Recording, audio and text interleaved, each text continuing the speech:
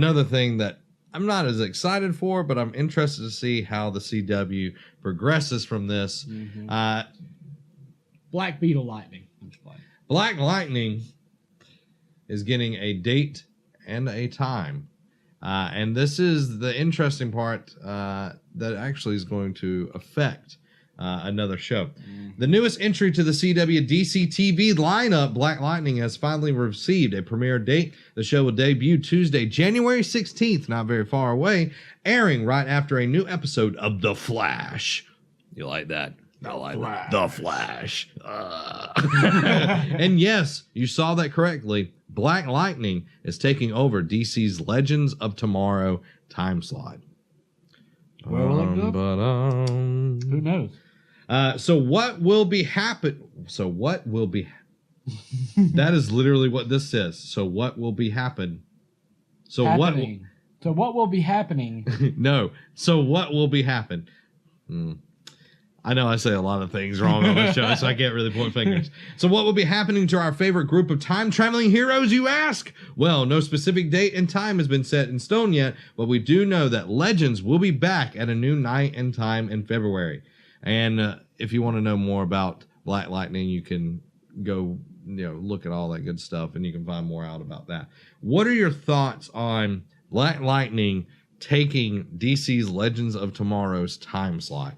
And what do you think is going to happen with that show? Now, the first season of Legends, it got super repetitive. Awful. The second season, it became one of my top CW shows, one of my favorite superhero shows, because of how it interacted with different times in history, where you had the Civil War, which had a very big moment. We got to see J.R. Tolkien. We got to see George Lucas. It had really big moments.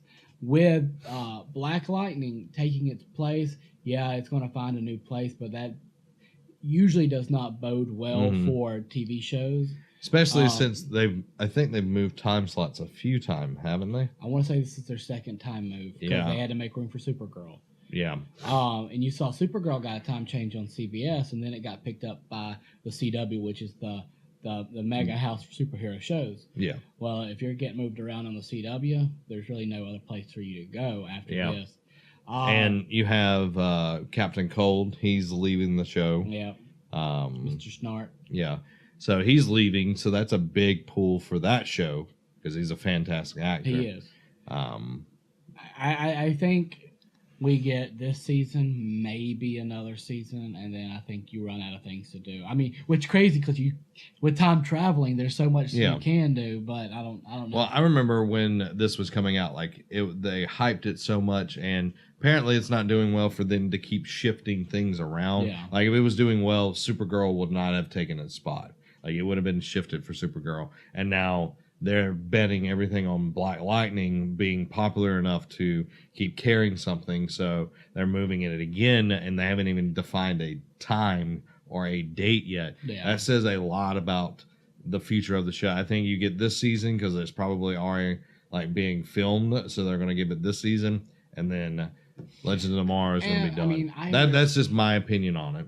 I mean, I understand that it's giving it's giving way to other shows that are reaching out to a whole different, type of people. Like you have Supergirl reaching out, and girls are able to see that as a superhero and everything like that. So I understand that it's more iconic.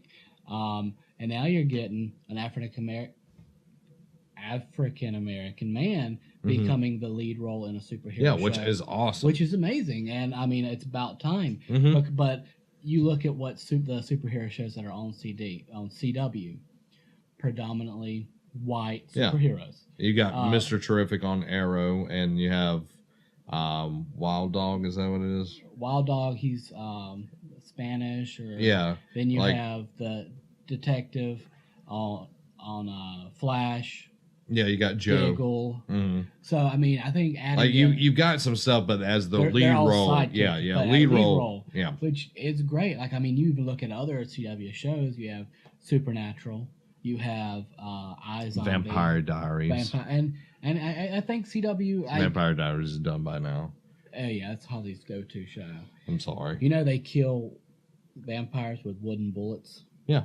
That was so dumb. Like, I would think the combustion would, like, incinerate the bullets. But there's also, like, ice bullets as well. It's true.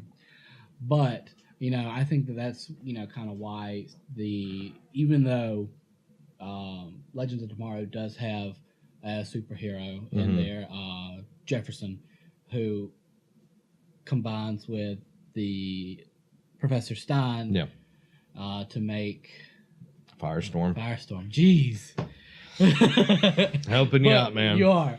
But so I think they're moving it around to not to push an agenda, but to kind of to give everybody. It's definitely pushing the new kid on the block, that kind of deal. And they've let way for Supergirl. Now they're letting way for Black Lightning. It just doesn't bode well for the show.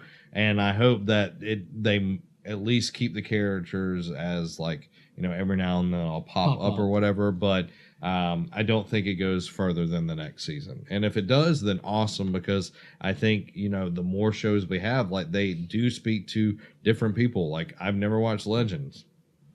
And like I actually have watched one because it had to deal with like one of the crossover things. And I was just like, I don't understand any of this. The Civil War episode almost had me starting to tear up.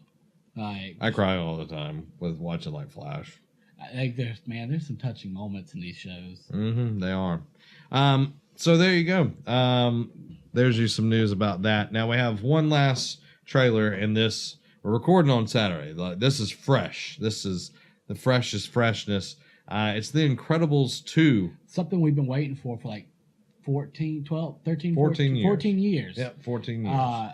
Loved the first Incredibles movie. I thought it was just the right amount of funny seriousness with superheroes. Yeah, and I think Pixar showed that they could create a superhero world that didn't have to rely on any of Batman or Spider-Man. They created their own characters that we love and know to this day, and we want more, and we're finally getting it. You have something that's so highly quoted from that movie. Where's my suit? Where is my super suit? Like my kids, like we call the uniforms their super suits. So like anytime I'm like, all right, you're gonna have your super suit on tonight, and they're like, where is my? I'm just like, I walk into it all the time. But like, a good job. It took you way longer than it should have to get this out.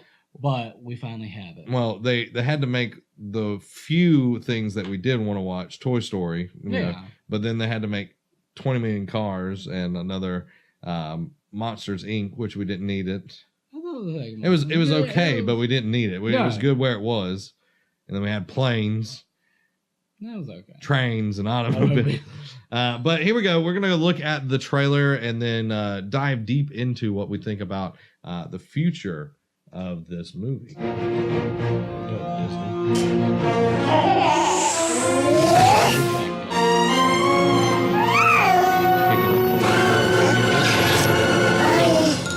Clearly,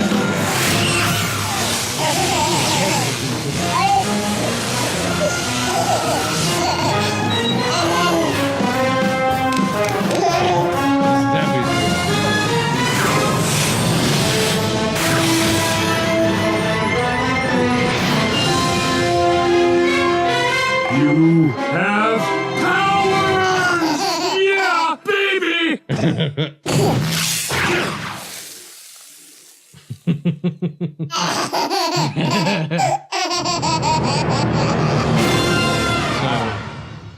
Summer 2018, not too far away, actually. No.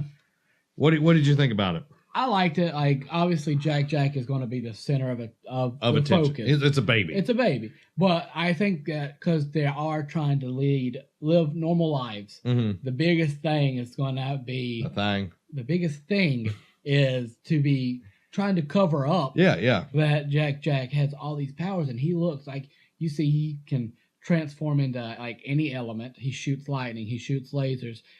You saw teleports. You saw Syndrome in the first one trying to fly away with him. He turns into a metal baby and just drops to the ground. Like the babysitter, God bless her soul. Like, Jack's doing weird things again. Like I'm just super excited for this movie. I think like it doesn't matter who the bad guy is. The focus is Jack. Yeah, and we get to see that like it's picking up right as the second one is ending, or shortly after, because Jack's not grown up. Yep. You know, and that's a big thing right there. Is I was wondering, oh, do they skip ahead where you know all the characters are older? Is Jack already grown up? You know, it's nice to see that they're just going to jump right back into it. And I'm curious to see who the villain is, what the plot details are. Like, it's going to be hilarious, you know, the covering up of what Jack can do and everything. But getting to see all the other family members, you know, in their suits, getting to see them fighting and everything, and seeing how they might use the baby in the whole thing. Yeah. It's going to be really nice. And I'm glad that it's finally coming out. I can't wait to see more. That was just like a little snippet. It just gave you a tease. We didn't see laser vision in the first one, so it gives you a little bit more of what his abilities could be and what they can use him for. But this is something like, because it came out when we were in high school, and as a teenager, early teenager, I was super excited. I watched this movie multiple times. And all I could say is, I think it's going to be an incredible movie. I see what you did there. And like hearing that music kick in, like it is some of the best music. It really was. Like, it's iconic to them as well. And I can't wait for it. I can't wait for it. And you can't either. And like you said, summer 2018 right around the corner. We're at the tail end of 2017 right now. What's great is this is going to be taking on summer superhero blockbuster movies. How is it going to compare to the blockbuster movies that, we're going to have some kind of DC movie that's coming out then. We're going to have some kind of Marvel movie. And then we're going to have Pixar up there with Incredible 2. I honestly could see... I could see it beat them. Yeah, because this is like, everybody loves Avengers. Everybody loves DC. But literally everybody and their mama has been waiting for Incredibles 2. Well, and it's like, no offense to anybody that loves those movies. I do too as well. But they are so dark and they get so violent. Like, this is it has some overtones in the movie and everything, the first one, but you can bring your kids to this. And that's the biggest thing. The people who watched the first one are now adults. Have families that have kids, and they're going to be like, oh, I could take my 5-year-old daughter to see DC or The Incredibles. I mean, if you're I've seen kids in DC movies. And but it's definitely not as much as like a Pixar movie. Pixar movies always do amazing, and I think this is going to do even better than anything they put out recently, because they've been putting out pretty much just the same old. But this is something that people have been clamoring over for a very long time. I'm excited, so excited I keep hitting this mic. But yeah, there you go, everybody. Hope that you enjoyed this video. Or this podcast. Yeah. Whichever you watched or listened to. If you want to get it early, all you have to do is go over to patreon.com/nerdcave. Get it a whole 4 days early before everybody else. You can watch the live streams when we record it live. We do one live for everybody, but the rest of the time, patrons. It's live to patrons. They even get a little pre-show.